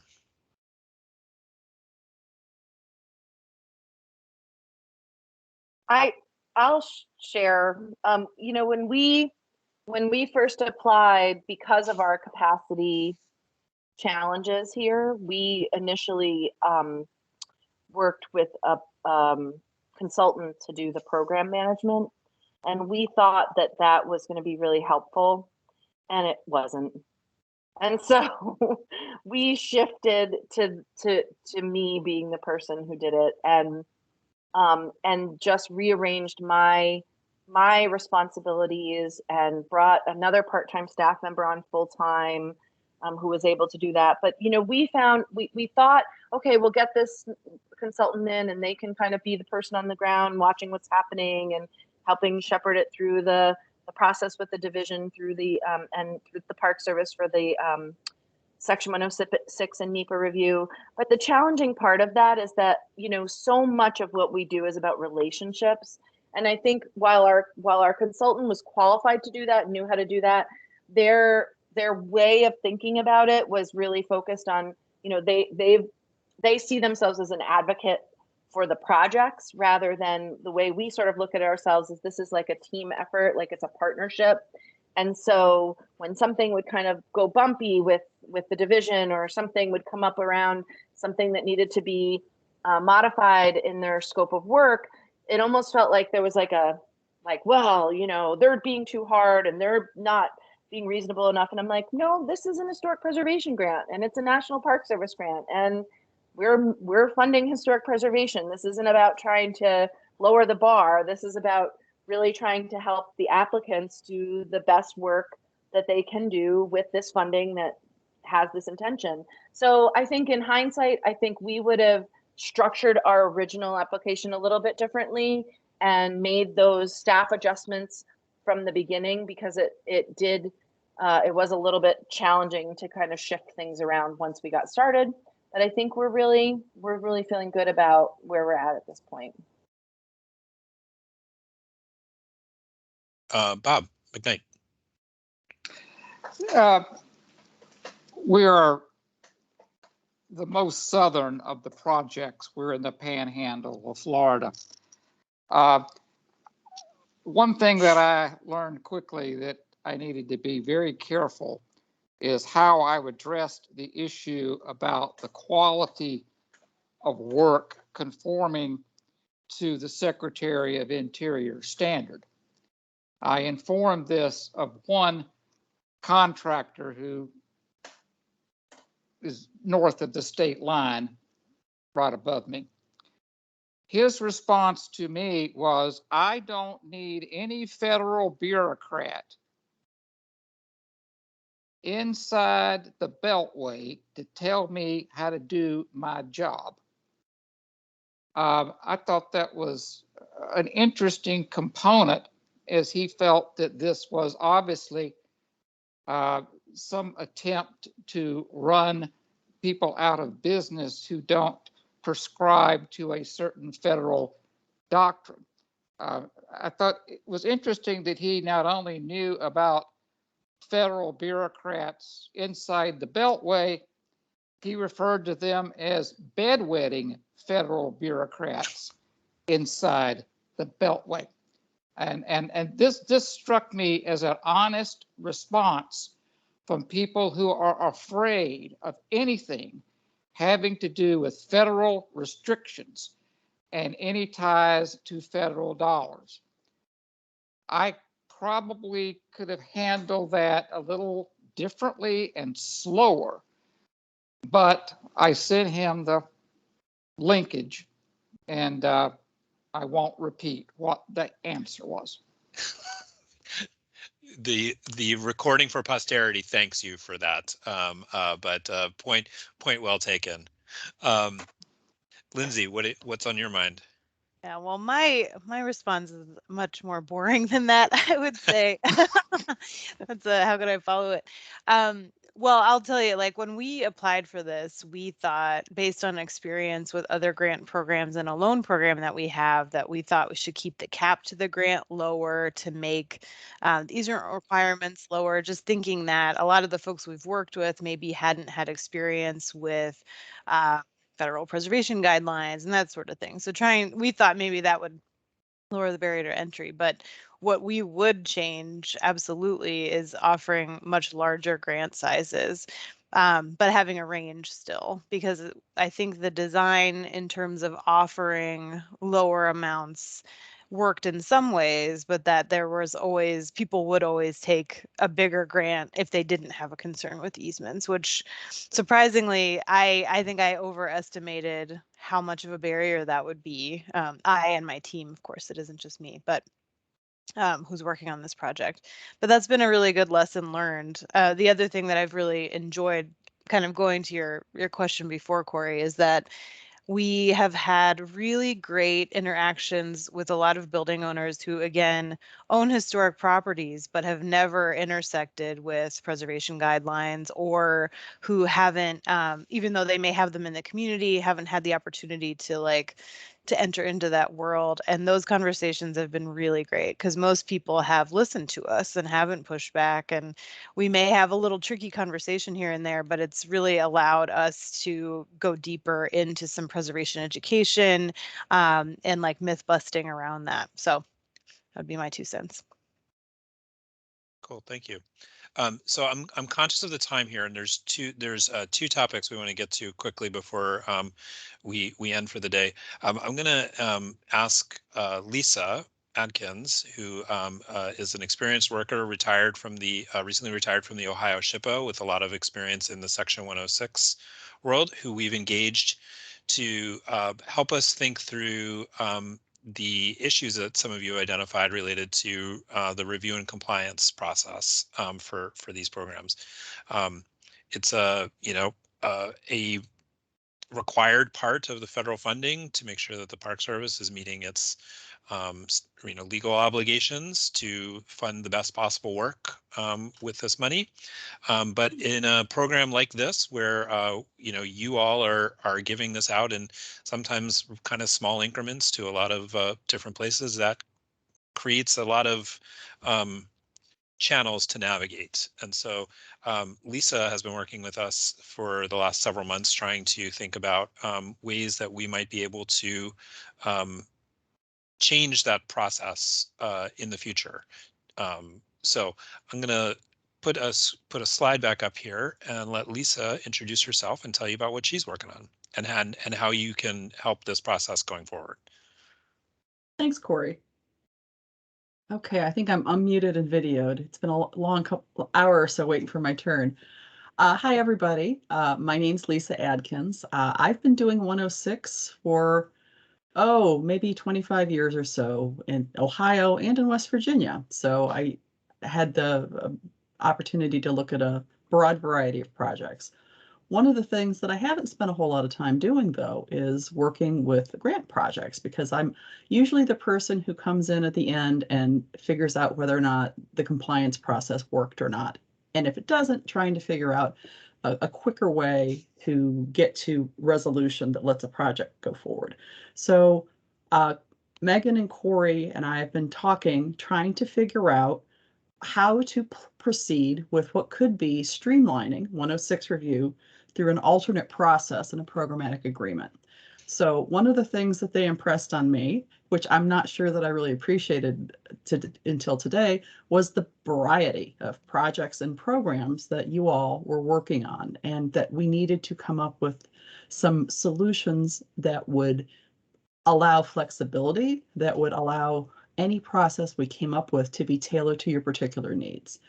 But one of the things I think that everybody might have some perspective on is trying to keep as much local as you can, not having to ask your applicants to wait for an additional review period, for instance. Can we keep the reviews of project plans and specifications local? Can we look for opportunities to streamline the steps that are being used right now with the first couple of grant rounds? So one of the things that I think I struggled with, not having that grant perspective, is to pull apart the requirements of administering the grant and the requirements of complying with 106 and NEPA. And I think we really needed to pull that apart in order to figure out how to put it back together in a way that's a little bit more efficient, we hope. One of the things we've talked about is coming up with an idea about having the grantees tell us, give us a plan. How is it that you propose to do this? If it's a SHPO, the SHPO certainly has the qualified staff in-house who can do a lot of these reviews. If it's grants with partners or grants with folks who aren't in government, maybe we need to come up with a solution that still keeps that review local and gives the preservation professionals in your area an opportunity to give that technical support and to work hands-on with the applicants. So one of the things, for instance, that Mary Beth mentioned earlier, I'm sorry she had to leave, but that was news to me, is that Ohio decided to spend money on an architect to work one-on-one with the applicants. That's great. That I can't imagine that a lot of folks have the ability to do that, to develop those applications, to fine tune those plans and specifications, so that that's something that really are reviewable and that they're competitive for the purposes of your grant program. So that's some of the initial things that we've talked about. But I think it's really clear that we need to talk to you and that we need to get your ideas about how you think that these options need to be laid out. Is it that you need to say, you know what, we're going to do it all in-house in our SHPO and everything will be fine. Thank you very much. Here's our schedule. That's great. That's ideal. But for folks who, may need a custom solution, we want to make sure that the alternate process we come up with can accommodate that too. So one of the things I'm hoping to do for those of you who are interested is to talk with you and have some discussions about any ideas you might have about process steps that you think really are going to work for you and may work for others. I also, I may come up with some questions. It could be an interview format, it could be a discussion format, or I could take a lot of notes while you talk at me. That's fine too.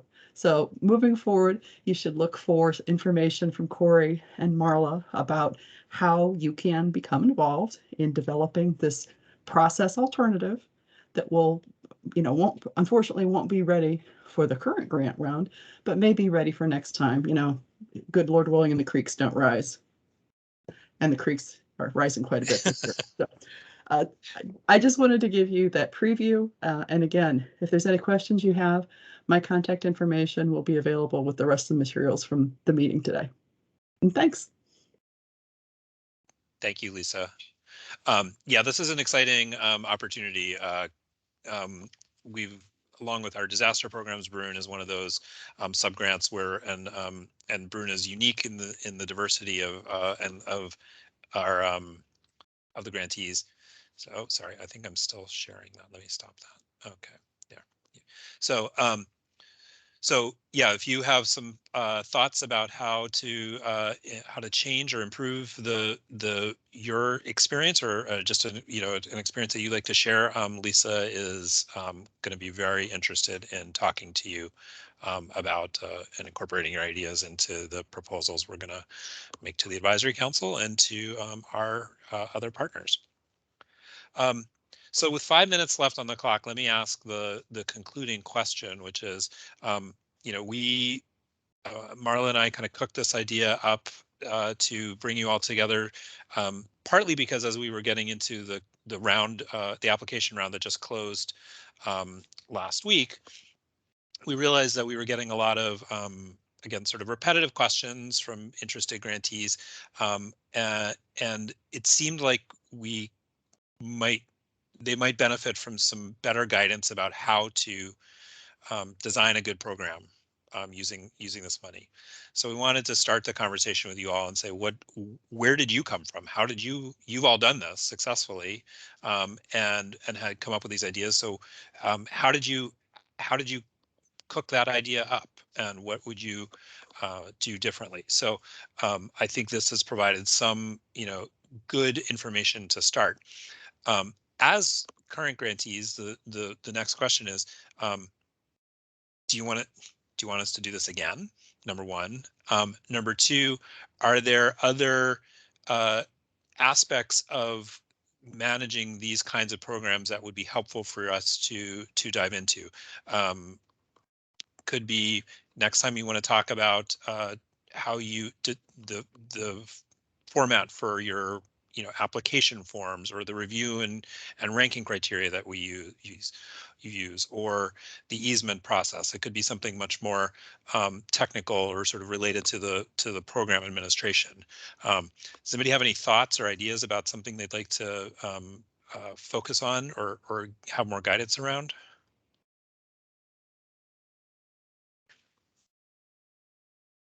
Bob.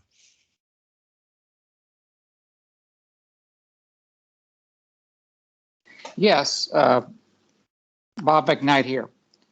I'd like to look at partnering with other agencies and the successes that people have had in partnering with agencies. We have one particular part of government in Florida, which is the Community Development Association, that's a tax increment program, and we have approached them for money. We're looking for additional funds that would assist the Bruhn project through other organizations that are interested in what we're doing. And if there's been successes and failures other places, I'd like to know. Granted, many of these may be specific to your state or your city, but partnering is a key component that I'd like to learn more about. Great. I'm taking notes here. Who else? Anybody else have anything else that an issue or an idea that you'd like to hear more from your colleagues around? Roger? Yeah. Can you hear me now? Yeah. Well, just following up on the last comment, we've been wondering if there are examples of banks getting involved, in part to meet some of their CRA requirements, regional or local banks that might be willing to leverage some of their resources, given that there's this match and this federal money already moving forward. Okay. Good idea. Alan. Yeah, one of the things I'd be interested in is, kind of what is the what's next, after these projects are done, how are different grantees using this to leverage additional conversations? Because I think this is a unique program that really lends itself to expanding these conversations in communities. You know, we've got some things kicking around that we're going to be integrating into our program, you know, once it gets rolling and we get closer to the end of it. But I'd be really curious to hear about if there are any really kind of innovative outreach or public education activities that people have built into their programs to hopefully keep things rolling after the money is gone, so to speak. Good idea.